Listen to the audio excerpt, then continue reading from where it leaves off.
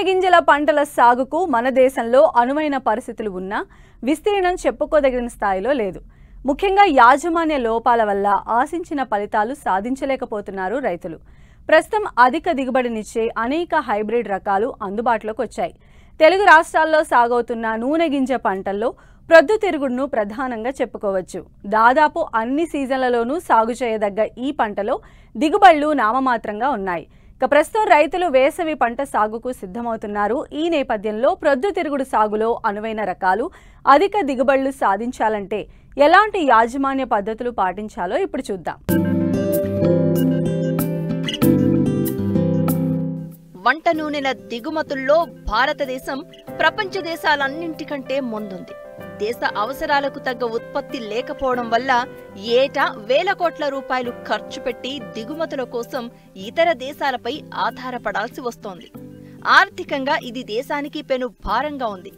Oil form, ఆవాలు, ప్రొద్దుతిరుగుడు, నువ్వులు, soybean, వేరుశెనగ వంటి నూనెలు ప్రధానంగా ఈ దిగుమతుల్లో ఉన్నాయి. ఏటా దిగుమతులు పెరగటమే కానీ తగ్గే పరిస్థితులు కనిపించడం లేదు. అయితే ఈ ఏడాది నూనె గింజలకు ప్రకటించిన కనీస మద్దతు ధరలు రైతుల్లో కొత్త ఉత్సాహం నింపాయి. తెలుగు రాష్ట్రాల్లో ఉన్న నూనె పంటల్లో సంవత్సరం పొడవునా అన్ని కాలాల్లో సాగు చేయదగ్గ పంట ప్రొద్దుతిరుగుడు. దాదాపు 5,60,000 ఎకరాల్లో దీని విస్తీర్ణం ఉంది. దీనిలో అధిక దిగుబడినిచ్చే రకాలు, హైబ్రిడ్లు అందుబాటులో ఉన్నా ఎక్కువ శాతం మంది రైతులు ఎకరాకు 4-5 క్వింటాళ్లకు మించి దిగుబడి నమోదు చేయలేకపోతున్నారు. ఈ నేపథ్యంలో హైదరాబాద్లోని జాతీయ నూనె గింజల పరిశోధనా సంస్థ రాజేంద్రనగర్ శాస్త్రవేత్తలు ప్రొద్దుతిరుగుడు సాగులో మేలైన యాజమాన్యం పట్ల రైతులకు అవగాహన కల్పించేందుకు కృషి చేస్తున్నారు. ముఖ్యంగా రబీ, వేసవి కాలాల్లో నీటి వసతి కింద దీని సాగు ఉంటుంది. పైగా ఈ కాలాల్లో చీడపీడల బెడద తక్కువగా ఉండి అనుకూల వాతావరణం ఉంటుంది. రబీ పంటను నవంబరు నుంచి డిసెంబర్ వరకు విత్తుకోవచ్చు. వేసవి పంటలను జనవరి 15 నుంచి ఫిబ్రవరి 15 వరకు విత్తుకోవచ్చు. ఈ పంటలో అధిక దిగుబడినిచ్చే హైబ్రిడ్ రకాలు, సాగు యాజమాన్యం గురించి జాతీయ నూనె గింజల పరిశోధనా సంస్థ ప్రధాన శాస్త్రవేత్త డాక్టర్ జి సురేష్ రైతాంగానికి తెలియజేస్తున్నారు. పొద్దుతిరుగుడు పంట నూనె గింజల పంటల్లో దీనికి ఒక ప్రత్యేక స్థానం ఉంది. దీంట్లో నూనె శాతం చాలా అధికం.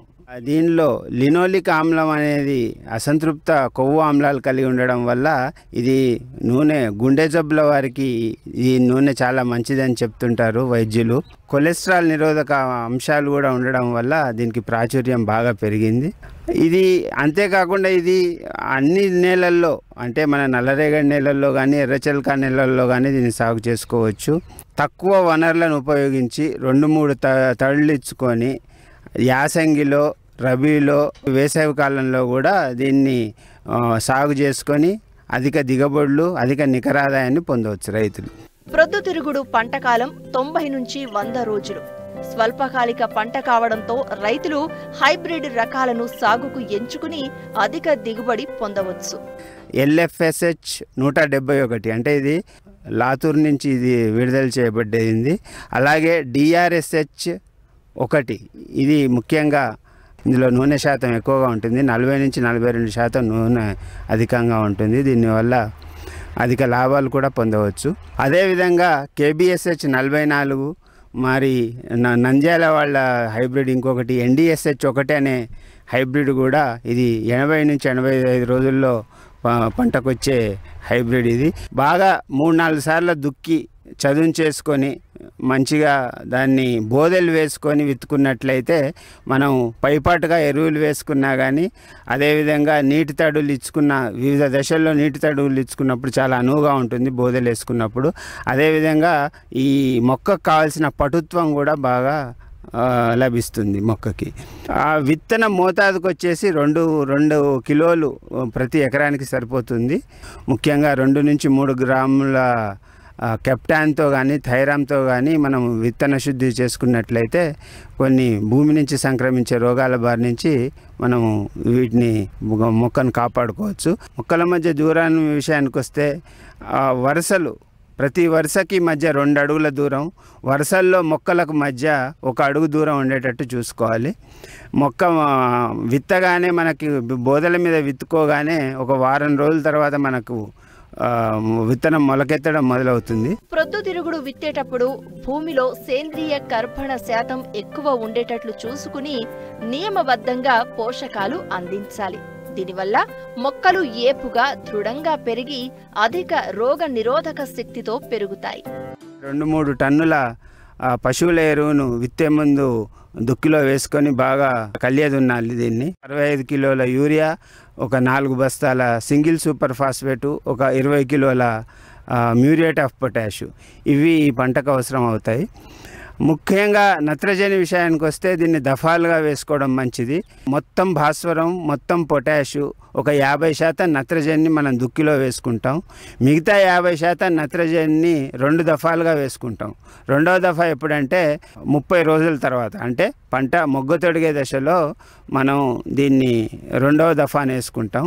అదే మూడవ దఫా 25% మూడవ దఫా ఎప్పుడు వేసుకుంటామంటే 50 నుంచి 60 రోజుల మధ్యలో, అంటే పంట పూత సమయానికి వచ్చినప్పుడు పుష్పించే దశలో మిగతా మూడవ దఫా వేసుకోవడం వల్ల వివిధ దశల్లో పంటకి సమగ్ర పోషకాలు అంది దీనికి పంట బాగా పండే అవకాశం ఉంటుంది. కలుపు మొక్కలు చీడపీడలకు నిలయాలు. అందువల్ల ప్రొద్దుతిరుగుడు విత్తిన 48 గంటలలోపు కలుపు నివారణకు పెండిమిథలాన్ 5 మిల్లీలీటర్లు లీటరు నీటికి చొప్పున కలిపి పిచికారీ చేయాలి. 30 రోజుల తర్వాత గుంటక, దంతులతో అంతరకృషి చేసినట్లయితే కలుపును సమర్థవంతంగా అరికట్టవచ్చు. ప్రొద్దుతిరుగుడులో పువ్వు తయారయ్యేటప్పుడు రైతులు ఎదుర్కొంటున్న ప్రధాన సమస్య తాలు గింజలు ఏర్పడడం, ఫలదీకరణం సక్రమంగా జరగకపోవడం, యాజమాన్య లోపాలు దీనికి ప్రధాన కారణమంటారు డాక్టర్ సురేష్. ముఖ్యంగా ఏంటంటే అధిక మొక్కల సాంద్రత లేకుండా చూసుకోవాలి. మన రైతులు ఏంటంటే పల్చని చేయడం చాలా తక్కువగా చేస్తుంటారు. అంటే మొక్కల మధ్య 30 ఒక అడుగు ఉండేటట్టు చూసుకొని పల్చని చేసుకున్నట్టయితే మనకు అది ఇప్పుడు చెప్పినట్టు తాలు గింజలు అనేవి ఏర్పడవు, గింజలన్నీ నిండుకునే ఆస్కారం ఉంటుంది. గింజలు ఏర్పడ్డా కూడా అందులో పప్పు అభివృద్ధి జరగదు, పప్పు పెరగదు కాబట్టి అది గింజ పెరగదు అనమాట. అందువల్ల మనకి ఏంటంటే గంధక లోపం లేకుండా చూసుకోవాలి. గంధకాన్ని వేయడం చాలా ముఖ్యం, అంటే జిప్సం 55 కిలోలు. అంతేకాకుండా సూక్ష్మ పోషకమైన మనం ఏంటంటే బోరాన్ ధాతు అనేది చాలా ముఖ్యమైనది ఈ పొద్దుతిరుగుడు పంటలో. అంటే ఈ బోరాన్ ఏం చేస్తుందంటే పరపరాగ సంపర్కానికి దోహదం చేస్తుంది కాబట్టి ఈ బోరాన్ అనేది 2 గ్రాములు లీటర్ నీటికి కలుపుకొని ఈ ఆకర్షక పత్రాలు అనేవి విచ్చుకున్నప్పుడు మనం పూల మీద స్ప్రే చేసుకోవాలి. అంటే 200 లీటర్ల నీటిలో వీటిని స్ప్రే చేసుకున్నట్టయితే మనకి ఈ పుప్పడి బాగా అభివృద్ధి జరుగుతుంది. అంతేకాకుండా అది చాలా రోజులు సజీవంగా ఉండి మనకు గింజ బాగా తాలుగింజలు ఏర్పడకుండా గింజ కట్టడం బాగా జరుగుతుంది. పొద్దుతిరుగుళ్ళలో ఏంటంటే పరపరాగ సంపర్కం ద్వారా, అంటే ఈ తేనెటీగల ఇతర కీటకాల ద్వారా దీని గింజ కట్టడానికి దోహదపడతాయి ఈ కీటకాలు. ఈ మధ్యకాలంలో చూసుకున్నట్టయితే ఈ కీటకాల సంఖ్య చాలా తగ్గిపోతుంది. అవి తగ్గినప్పుడు ఉదయం ఈ 8 నుంచి 11 గంటల మధ్యలో ఒక సున్నితమైన బట్టను తీసుకొని మనకు పూల మీద రుద్దాలి. అంటే చేతి పరాగ సంపర్కం చేసినప్పుడు గింజ బాగా కడుతుంది. ప్రొద్దుతిరుగుడు పువ్వు గింజ కట్టే దశలో పక్షుల బెడద లేకుండా చూసుకోవాలి. కలర్ రిబ్బన్లు కట్టడం, పంటకు కాపలా కాస్తూ శబ్దాలు చేయడం ద్వారా వీటి బారి నుంచి పంటను కాపాడుకోవచ్చు. సమగ్ర సస్యరక్షణ పద్ధతులతో చీడపీడలను అరికట్టాలి. దీనివల్ల ఎకరాకు 8 నుంచి 10 క్వింటాళ్ల దిగుబడి సాధించవచ్చు.